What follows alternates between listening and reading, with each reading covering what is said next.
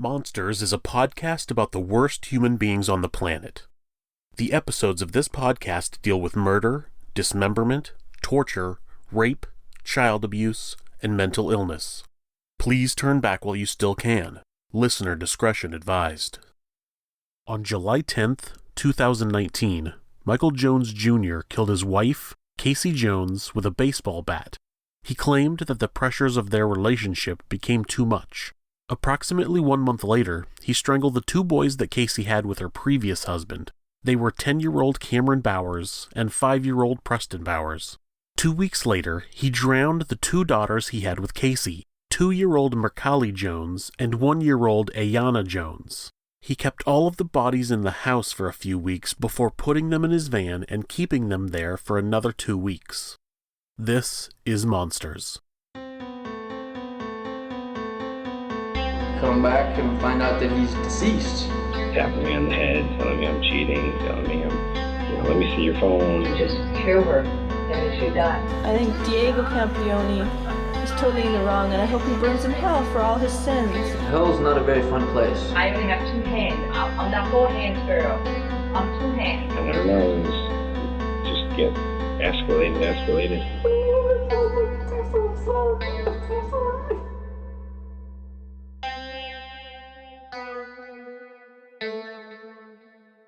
When a child's death is caused by murder, one or both of their own parents is the most likely suspect. Unlike most other crimes, though, studies have shown that both mothers and fathers are pretty equally responsible for filicide murders. I wasn't able to find a consistent statistic of whether mothers or fathers were more likely to kill their children. Some statistics said they were close to 50-50, some said the father was more likely to be the killer, where others said the mother was more likely. I've decided to go with the information compiled by the Federal Bureau of Investigation's study of recorded filicides over the course of 32 years. They state that, for the overall killing of their own children under the age of 18, males committed 57% and females committed 43%. So, fathers commit more filicide, but it's not a huge spread. Also, the numbers are broken down into finer detail. The rest of these statistics all seem to be fairly consistent throughout the various sources. Again, I'm going with the FBI's study, which says that 51% of females kill children under 1 year old, which they also say consists of 40% of filicides. They state that males commit 56% of murders of children ages 1 through 17. Statistics also show that a mother is more likely to kill a daughter, while a father is more likely to kill a son. The National Institute of Health reported that fathers are almost twice as likely to commit suicide after filicide. Also, as is true in this episode's story, fathers are more likely to kill their spouses along with the children. This story is eerily similar to Timothy Jones Jr., the subject of our first episode. Outside of the fact that they're both a Jones Jr., they both killed their own kids, put them in their vehicle for extended periods of time, and wound up driving around in the stinking vehicles. It's been very interesting writing about both of these cases. When police responded to a single vehicle crash in Brantley County, Georgia, they immediately recognized the smell of death. When they talked to Jones, he said, quote, "Go ahead and arrest me. My wife's body is in the back." End quote. In the back of his minivan was the body of Casei Jones, who he had killed with a baseball bat over a month earlier. After being taken into custody, he led police officers to a wooded area where he had dumped 4 other bodies: the 2 sons that Casei had had with her previous husband, and the 2 daughters Casei and Jones had had together. Michael Jones Jr. was going through a divorce when he met Casei Bowers, who was also going through a divorce. Jones had 3 sons with his first wife, Sarah, and Casei had 2 sons with her first husband. After a few years of dating, the couple married, and within the first 2 years, they had 2 children of their own, 2-year-old Mercali Jones and 1-year-old Ayana Jones. He talks about his relationships with both women in his initial interrogation video. Unfortunately, the interrogations that have been released are heavily redacted. This is him discussing his marriage. Can you kind of walk us through, step by step, what's going on, what happened? We got a missing person report yesterday. Obviously. Yeah. So, is that thing bothering you in your face right there? No. Okay. Everything, but it's fine.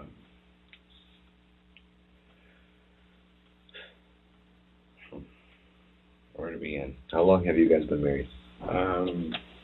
We've been married going on 2 years. 2 years. Been together almost just over 4, almost 5 years. Yeah. It's been rocky, up and down. We didn't meet in best circumstances. We both worked at a veterinary clinic. Going through a divorce at the time.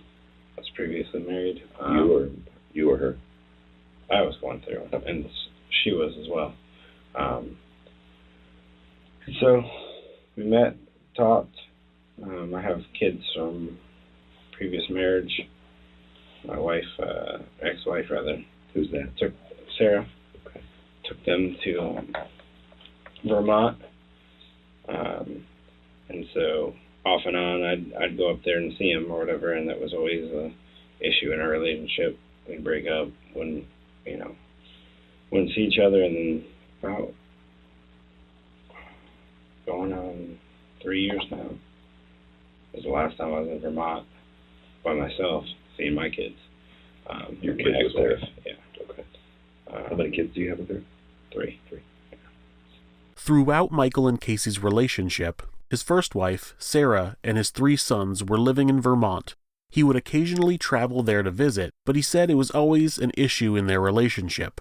It sounds like the sad fact is that Casey was an easily jealous woman and thought he was going to visit to mess around with his ex-wife, even though he had children there. Then they find out that Sarah and the boys were planning to move back down to Florida. Fast forward, we find out that they're going to possibly move down here from Vermont. And that kind of started putting strain with my wife and my ex-wife. Work, I'd work every day. I'd come home. What do you do for work? I was construction for a while, for a couple of years. Down in Leesburg? Yeah.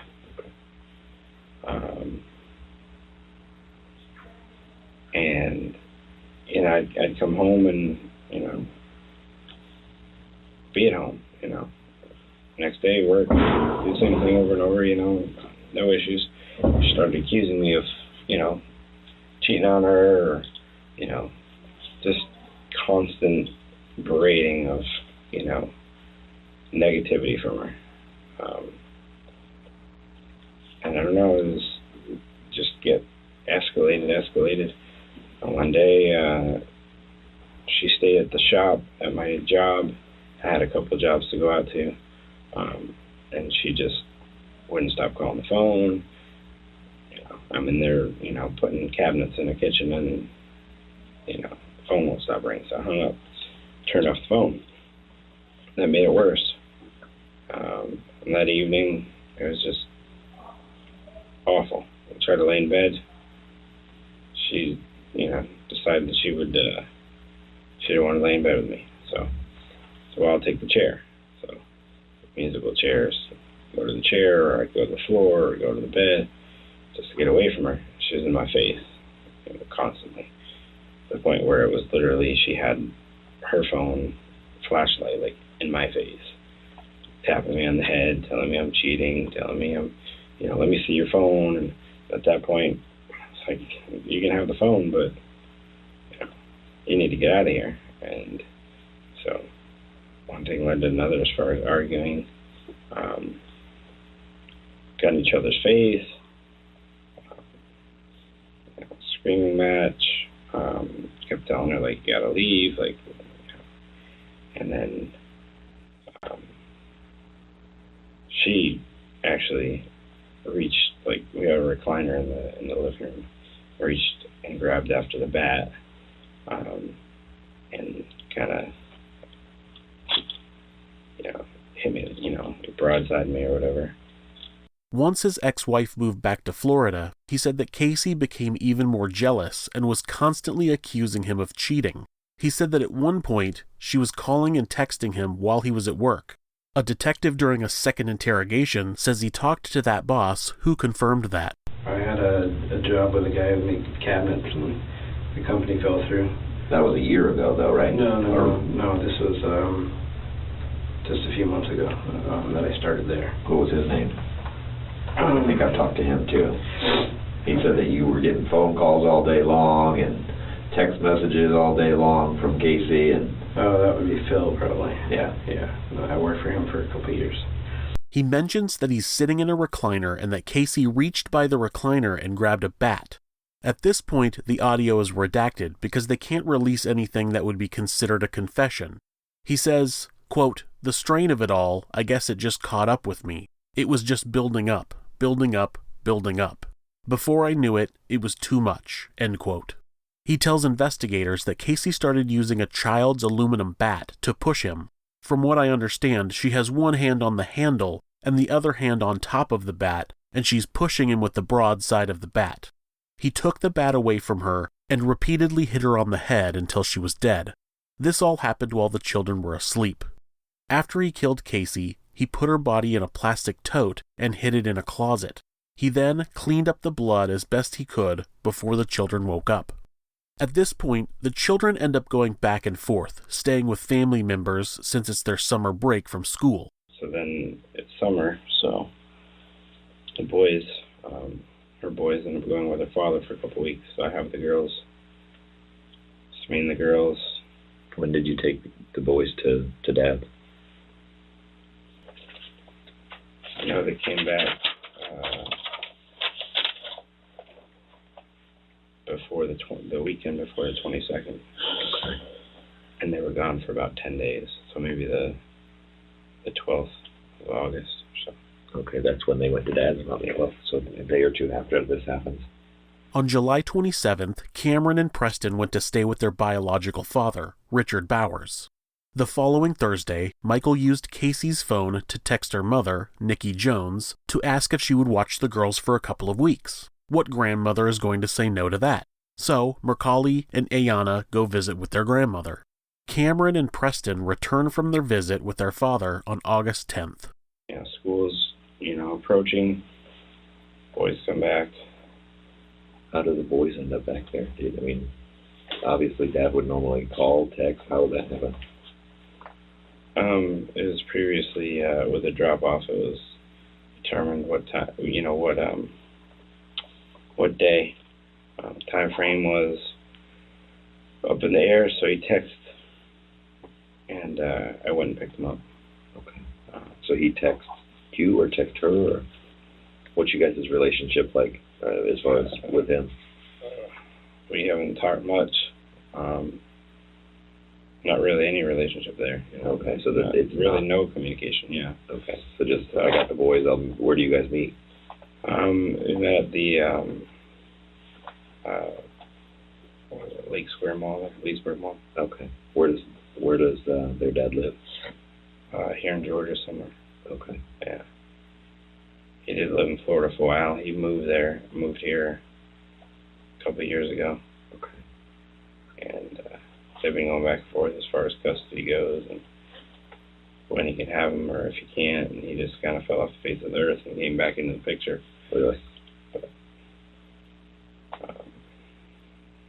So you get them back about the end of August? Yeah. And I know school's starting. Are we talking about the beginning of August? Because I think school starts like August 12th or something like that, if I remember correctly. August 11th, something like that. Yeah, school starts around then. It was like the 10th. Okay. So they're with Dad for about a little less than a month, right? Yeah. I think they were there for, like I said, 10 days or 2 weeks. Okay. Does he text her phone? Does he text your phone? How does that work? I believe at first he texted her phone. Okay. I think we communicated the second time through my phone. Okay. It may have been through her phone. And obviously at that point you got to keep up some sort of ruse that right. You're her, right? Right. Okay. So what happens then? You go and get the boys? You go out to Lake City and get the boys? No. Met back up at the mall in Leesburg. Okay. His parents live somewhere in Florida. Okay. After this, the interrogation is redacted, but he says that about a week after the boys return from their fathers, he kills them. The report from the interrogation says, "The defendant stated that sometime before school was about to start, he went into his stepson's room and pulled Cameron off the bed onto the floor and began strangling him with his hands around the child's neck. He stated he put his knee onto the chest of the child as well to keep him from being able to breathe. He advised when he went into the room his intention was to kill him. He stated, quote, 'Everything was on him,' end quote. While he was killing Cameron, Preston was sleeping in the bed right next door. He then placed Cameron's body in a suitcase." The report continues. The next night, he stated he decided he was going to kill Preston. He stated his hands were sore and hurt from the struggle with strangling Cameron, and it, quote, "popped into his head," end quote, that he had zip ties in the house. He stated he grabbed a zip tie and went into the room and grabbed Preston off the bed and put the zip tie around his neck and pulled it tight. He then carried the boy into the bathroom where he already had the water running in the tub and proceeded to drown the boy in the running water. He did not have a stopper in the drain, so he shoved a rag in the drain to keep some water contained in the tub to help with the drowning. Once Preston died, he placed him in plastic garbage bags and left him in the bathroom initially. I have to pause here to mention how insane this confession must have been. From listening to the rest of the audio from both of his interrogations, he is completely calm as he talks about his entire situation. When the audio returns from a redacted segment, he's just as calm. He doesn't seem like he's been crying or was upset in any way. He just calmly described killing a woman and 4 children like it was another day at the office. What's truly shocking about this case is that Michael Jones Jr. had no criminal record, no previous complaints for child abuse or spousal abuse. Even his ex-wife said during an interview with KJAX News that he was a great father who never hurt anyone as far as she knew. She couldn't believe he could ever do something like this. I told him flat out, I said, I know what you think happened. I know based on this scenario what you think happened, and Michael could never have done it. And that is probably the stupidest thing I've ever said. But I don't think anyone in his life ever would have thought that he could do this horrific thing. He, despite everything he did to me in our marriage, as far as the way that he ended it, never have I thought he was not a great dad. He's always been a great dad. And it wasn't until it was confirmed that they had been found that I had to accept it. And it's been a really hard process of trying to let that absorb, because I still can't believe he did it. I don't understand how he could have done that.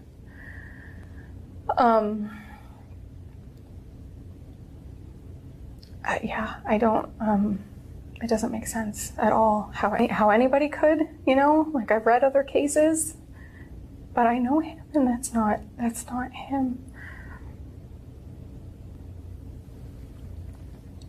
So you never thought he was capable of something like this? Never. He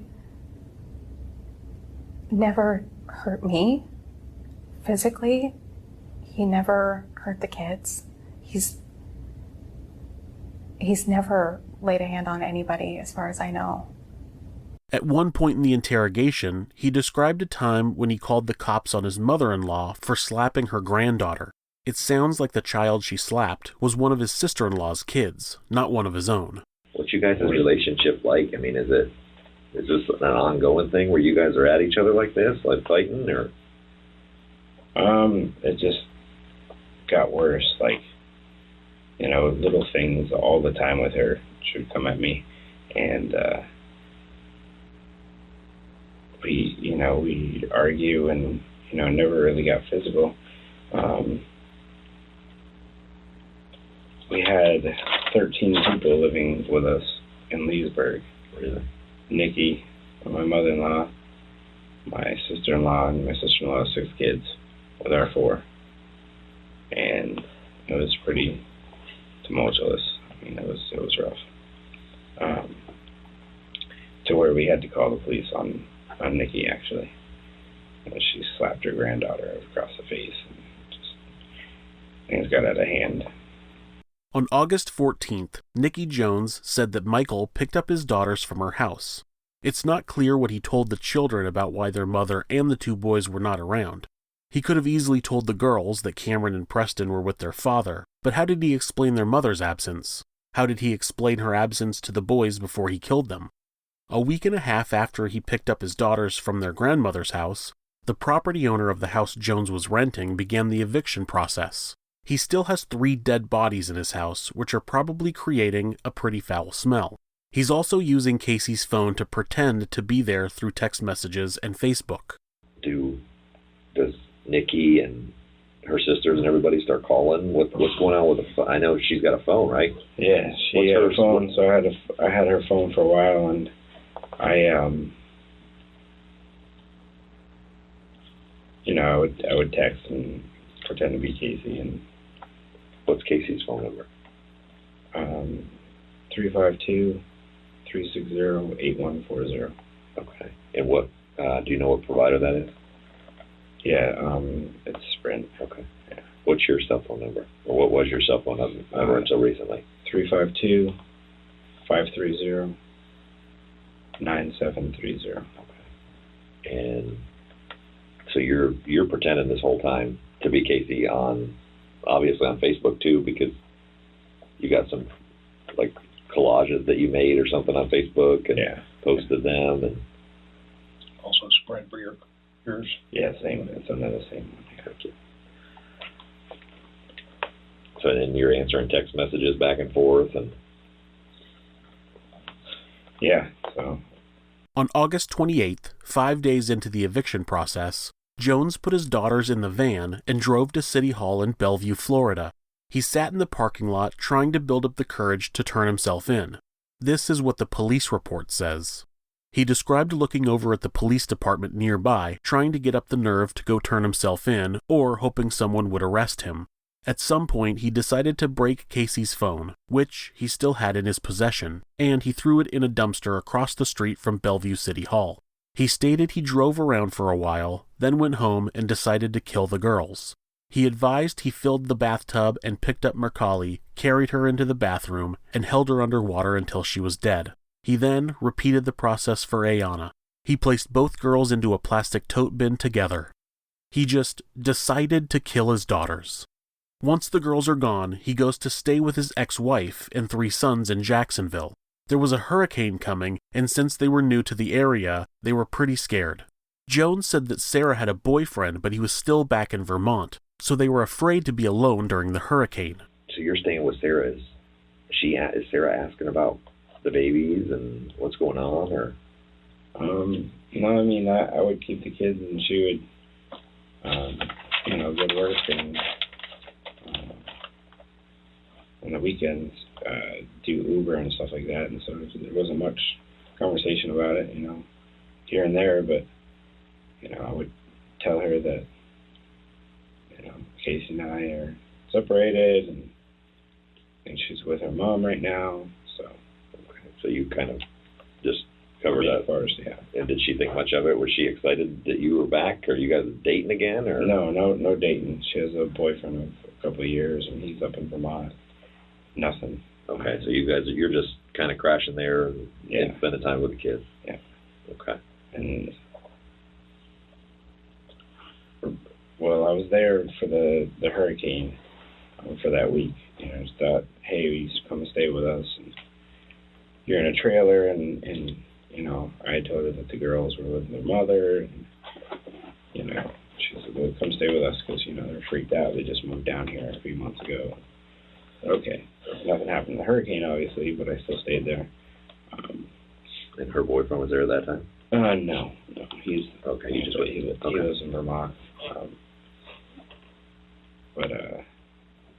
So you got pretty much she's under the impression that Casey was staying with mom, and the kids are all healthy and everything's good. Yeah.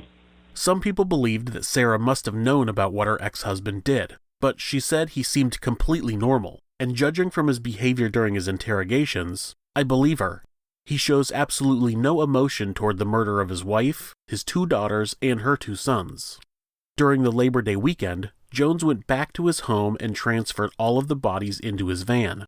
He then traveled back to Jacksonville and continued staying with Sarah. This must have happened just a day before the property owner sent someone in there to clean. The owner said that there was an odd smell inside the home, and there was still furniture and personal items. On September 1st, they started removing the belongings and cleaning the property. On September 14th, Casey's mother, Nikki, called the Marion County Sheriff's Office to request a welfare check for her daughter. When police arrived at the home, they had the property owner on speakerphone while they went inside. The house was empty and it had been cleaned.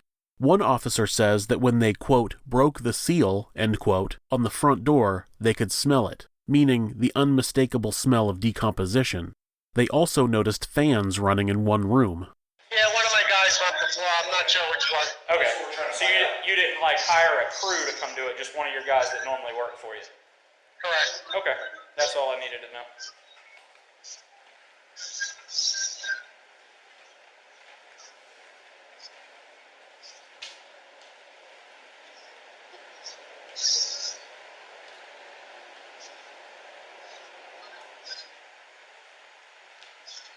When we broke that seal, I could smell it. Yeah. Do you know what your guy used to clean up? Fans running in all the rooms? Did the guy that you had clean up, did he tell you he put some fans in all the rooms and have like little fans running? Yeah, because it smelled. Okay. Do you know what he used to clean up with? Did he tell you? No. You don't know? Okay. The following day, police started calling Casei Jones, inquiring about Michael. She said she was woken up early in the morning with a missed call from police.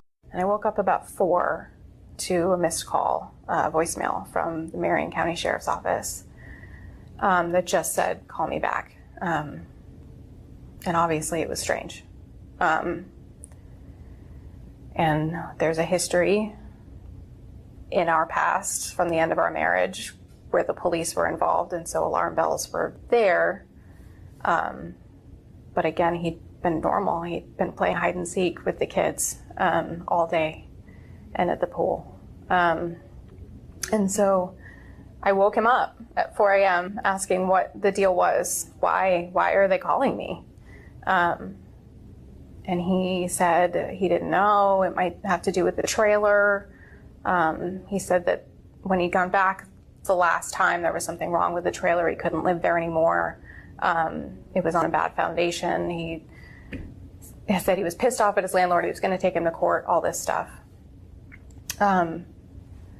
And so he said that's probably what it was, and we'd call back in the morning. So first thing in the morning when we got up, I called the detective.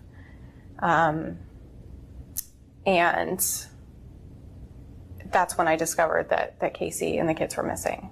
Even after finding out that Casey was missing, she said she wasn't concerned because Casey had a history of taking off and disappearing for a while to get away from people. Maybe this is why the children didn't question her absence. According to Jones' interrogation, he did tell Sarah to say she had seen Casey and all of the kids, which she did.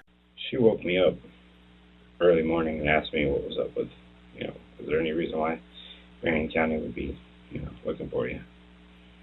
And then I just tried to spin stuff, and finally I said, let me just get on the road. So. Did you tell her what in the heck was going on? No. She told us that when you talked to me, or when she talked to me this morning, you were still there. Is that true? When she spoke to you on the phone, yeah, I was there. What was going on? Just trying to figure it out. You were trying to figure out what I had going on, and yeah. Okay.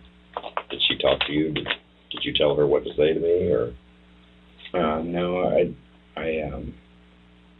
one point she thought it was looking for just me, and so I said, if you've seen me or whatever, you've seen Casey, you've seen everybody, So yeah, I guess I did tell her. Okay, so basically, after that phone call, how long after that phone call do you leave? I don't think I left out of Jacksonville until like 3. Okay. Yeah. So So you were there for a while.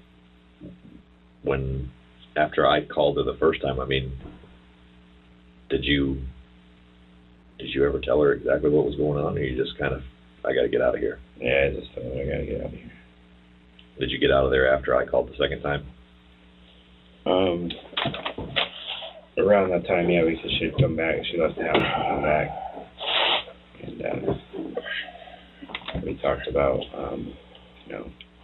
she said, well, why'd you have me tell them this? And, they're calling me back. And I said, well, let me try and go deal with it. So He said that he didn't leave after the first call from police. When authorities called again, she got upset that he had her lie, and at this point he told her he would go back down to Marion County to deal with it. But he didn't head south. He headed north into Georgia. What do you think was going to happen today after you left? What was the plan? The only thing really I hadn't planned was just to get out of Florida for now, or cross the border here and set a rest stop and, try and think.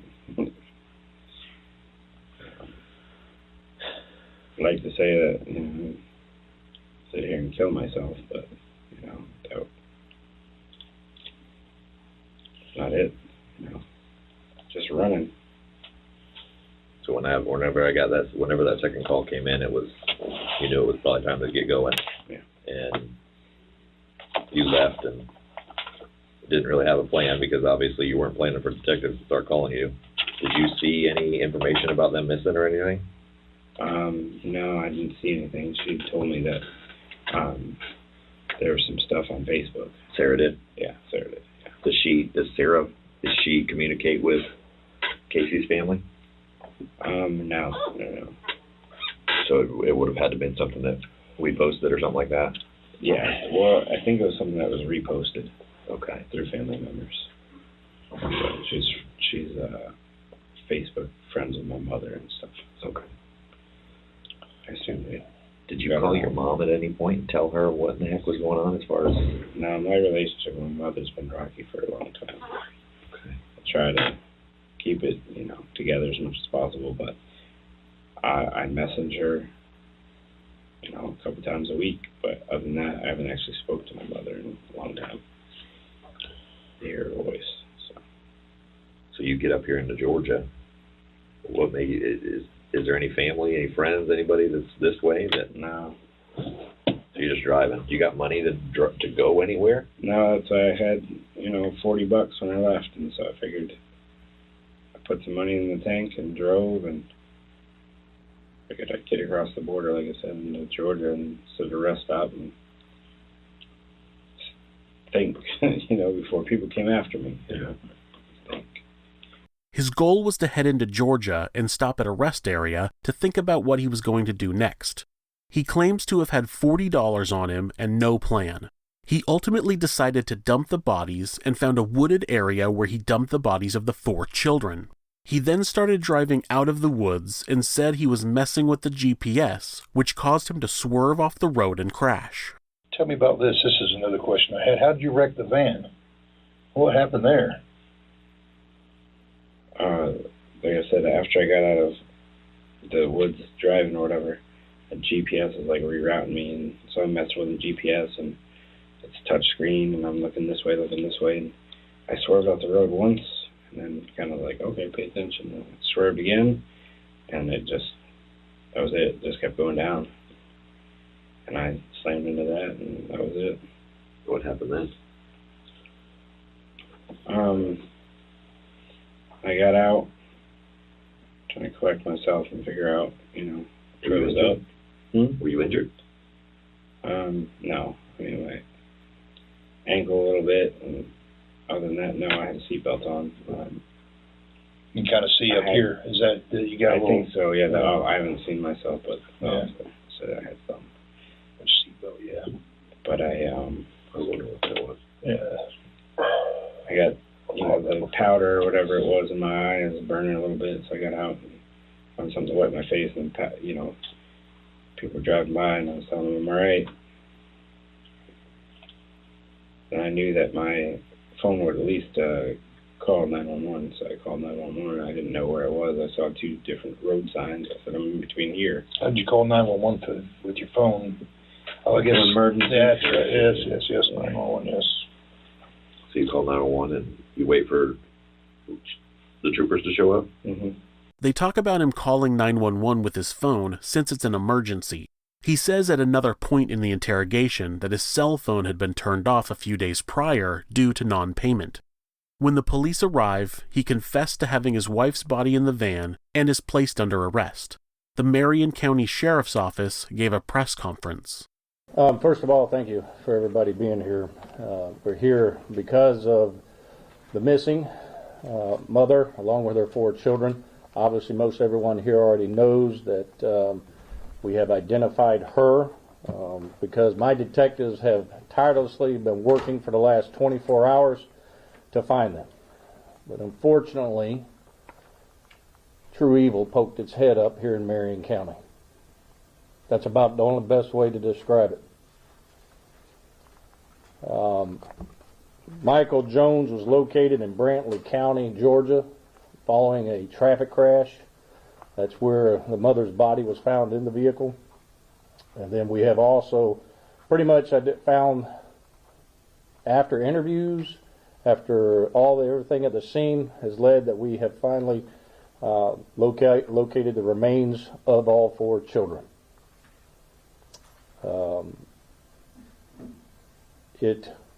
As a father, as a parent, it breaks my heart. As a sheriff, it angers me to no end.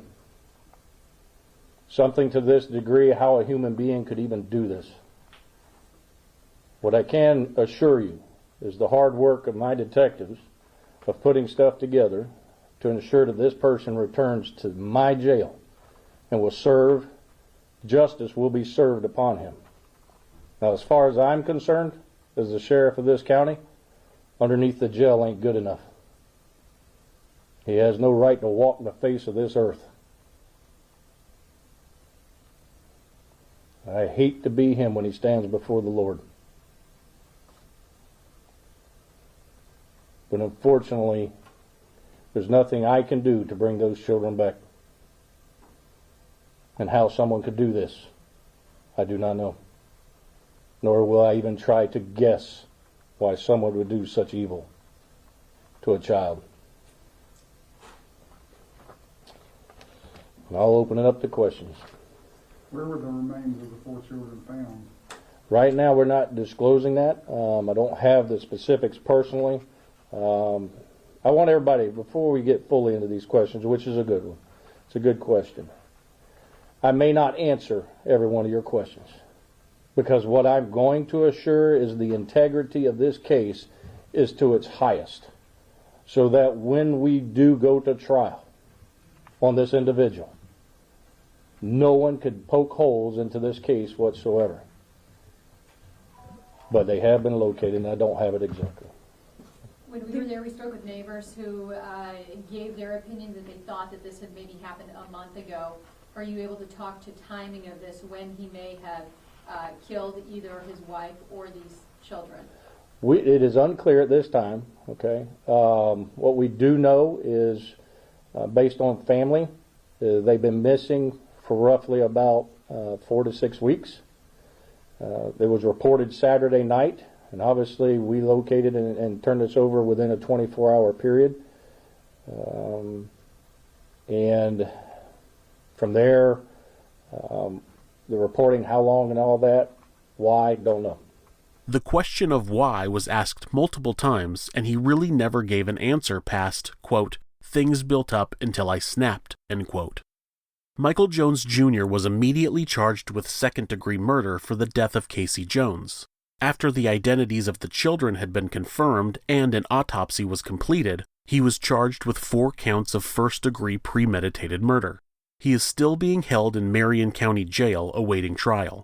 With his confession, it is most likely that he will plead guilty, but maybe his lawyers will convince him to try an insanity defense, which I can't see working. It being Florida, if he doesn't get the death penalty for this, he will definitely get life without parole. Thank you for listening to Monsters. For more stories of the worst people on the planet, you can visit our blog at thisismonsters.com.